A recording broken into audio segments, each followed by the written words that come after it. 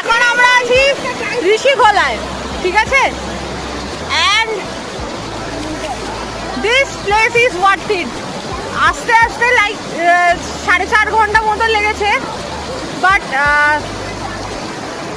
এখানে এসে আমাদের মানে 4 মিনিট বসেছিলাম, তাতেই সব হচ্ছে উসুল হয়ে গেছে পয়সা।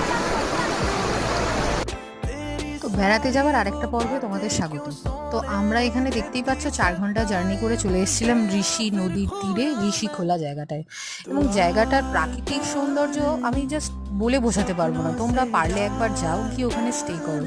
একটু ঘোরাঘুরি করেই আমরা মানে সব জিনিসপত্র দেখে নিয়ে খেতে বসে গেছিলাম, কারণ প্রচণ্ড খিদে পেয়ে গেছিলো। লাঞ্চে আমাদের ছিল ডিম ভাত এবং তার সাথে ছিল একটা আলুর তরকারি, আলু সিদ্ধ, চিপস, কাঁচা লঙ্কা, পেঁয়াজ, চাটনি, ডাল আর ডিমের তরকারি।